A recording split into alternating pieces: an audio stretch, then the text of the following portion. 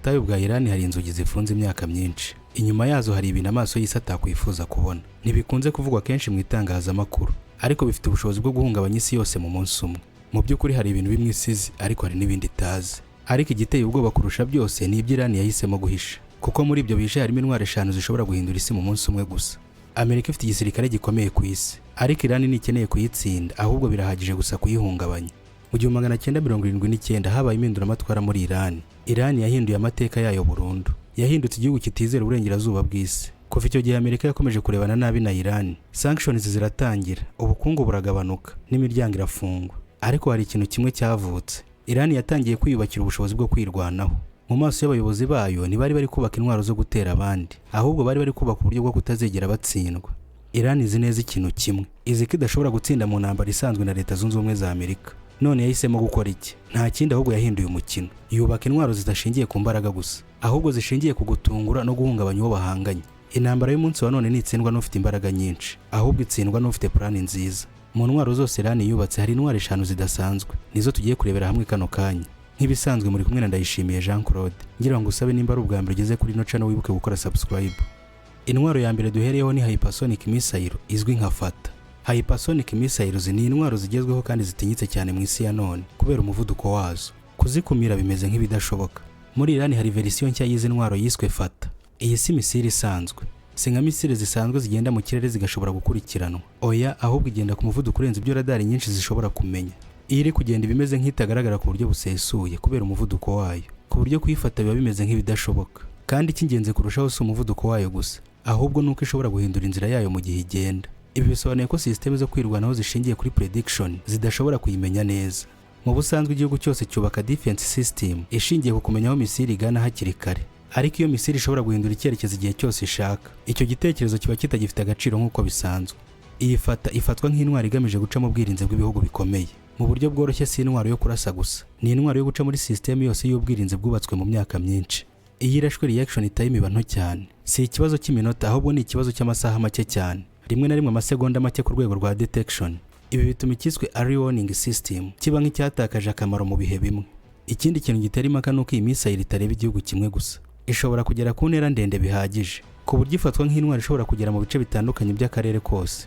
Iyo yitegereje mu ishusho nini, iyi si misile imwe gusa. Ni ikimenyetso cy'uko intambara z'iki gihe zitagishingira ku mibare y'abasirikare gusa, ahubwo zishingiye ku ikoranabuhanga, ku muvuduko no ku buryo bwo guhisha no kugera ku ntego mbere y'uko umwanzi amenya ko hari igitero kiri kuza. Abasesenguzi bamwe bavuga ko hypersonic weapons ari intangiriro y'intambara nshya zitaramenyera. Intambara itagaragara neza ku mapfundo ya radar, intambara idasiga igihe gihagije cyo gusubiza. Iyo turebye Fata mu buryo bwagutse, si ikibazo cya Iran gusa, ni ikibazo cy'uko isi yose igiye kujya mu gihe amasegonda ashobora guhitana umwanzuro w'intambara. Ibi nibyo bituma iyi ntwaro ishyirwa mu ntwaro 5 zivugwa cyane ku isi, mu rwego rw'akaga gashobora guhindura equilibrium y'umutekano mpuzamahanga. Ariko ikibazo gikomeye kurushaho ni kimwe: niba intwaro nk'iyi isanzwe ihari kandi ikabikomeza kongerwamo ikoranabuhanga, isi izaba ifite iyihe defense y'igihe kizaza? Kuko ikoranabuhanga riyikora uko rizamuka, niko n'ubushobozi bwo kwihagarika bugomba kuzamuka. Ariko kugeza ubu isi iracyari mu gihe cyo kwiga uko yakwitwara imbere y'intwaro zitagendera ku mategeko ya kera y'intambara. Fata n'intangiriro y'icyo kiganiro. Ariko iyi hypersonic missile ya Iran siyo ntwaro yonyine itera impaka.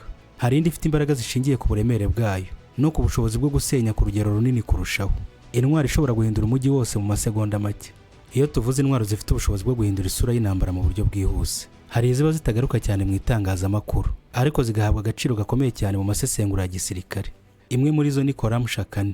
Iyi misile ifatwa nk'imwe mu ziremereye cyane mu bubiko bwa Iran. Icy'ingenzi itandukaniyeho n'izindi si umuvuduko gusa, ahubwo ni ubushobozi bwo gutwara umutwaro uremereye cyane kurusha misile zisanzwe.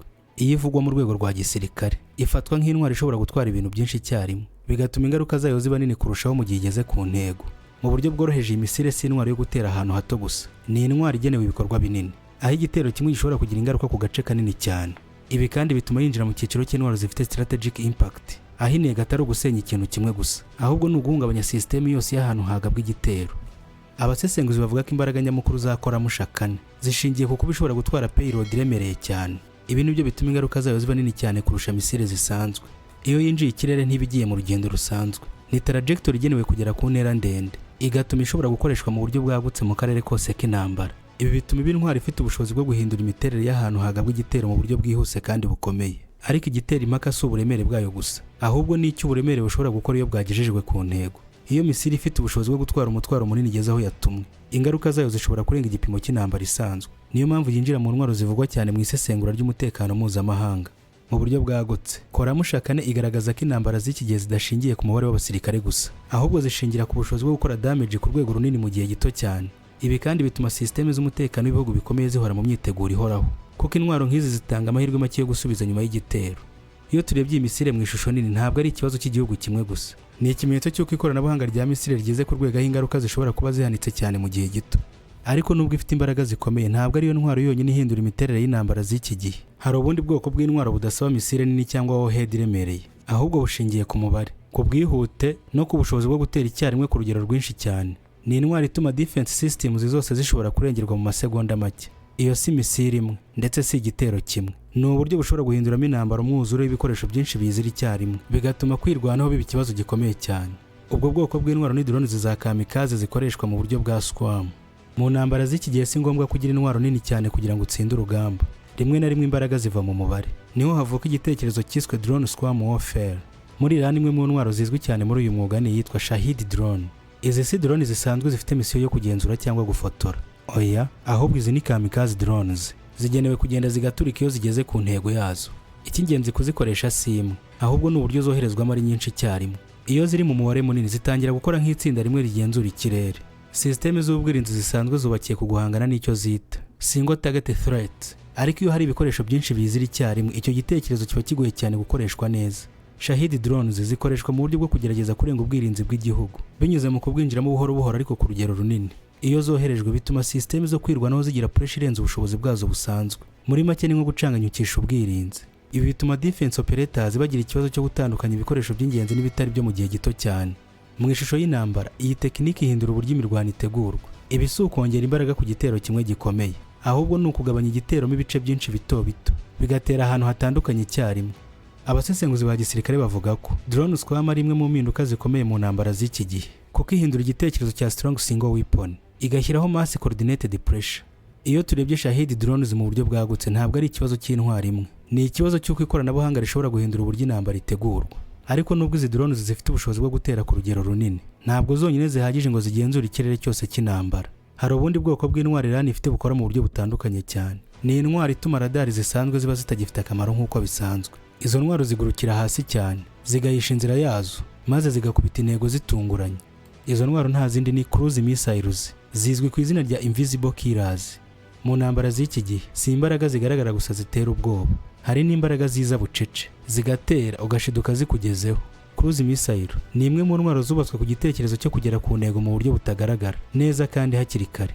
Izi zitandukanye na misile zisanzwe ziguruka hejuru cyane mu kirere. Izi zo zigendera hasi cyane, zikurikira tere y'isi, zikoresha uburyo bwo kwihisha mu kirere ku buryo radari zisanzwe zigira ikibazo cyo kuzibona hakiri kare. Ibi bituma reaction time iba nto cyane ku rwego rwa systeme z'ubwirinzi.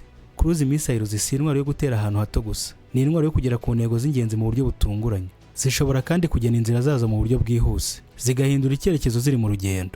Ibi bigafasha kugera ku ntego nyayo n'ubwitonzi bwinshi. Ikiba kigenderewe kurushaho, zikoreshwa mu kugera ku bikorwa remezo by'ingenzi cyane, ibibuga by'indege, inganda, ibigo by'ingufu n'ahandi hafatwa nk'ingenzi mu mikorere y'igihugu. Iyo igitero nk'iki giteye, si ikibazo cy'ahantu hamwe gusa, ni ikibazo cy'uburyo igihugu gishobora guhita kigira disruption mu mikorere yacyo yose.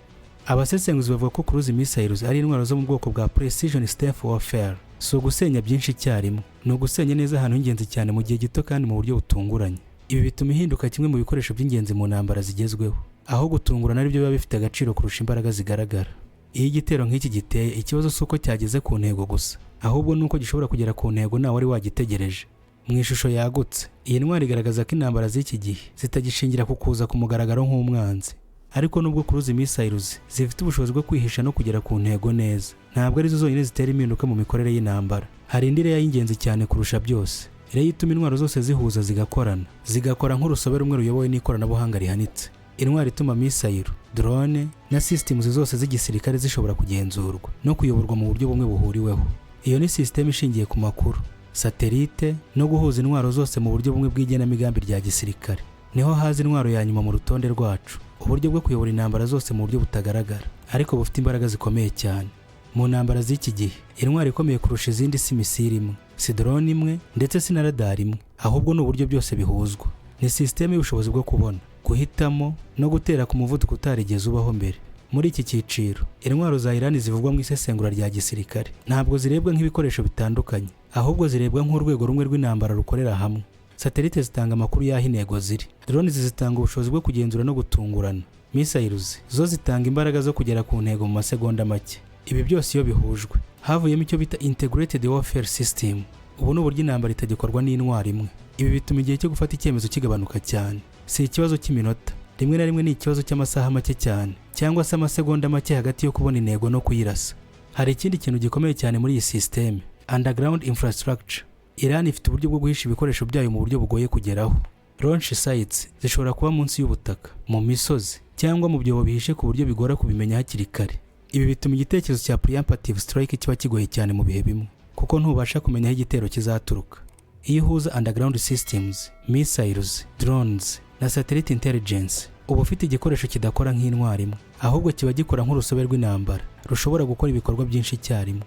Abasesenguzi bamwe bavuga ko iyi ariyo ntambwe nshya y'intambara z'iki gihe. Kuri ubu icy'ingenzi si imbaraga z'intwaro imwe, ahubwo hiyongeraho coordination, speed na information dominance.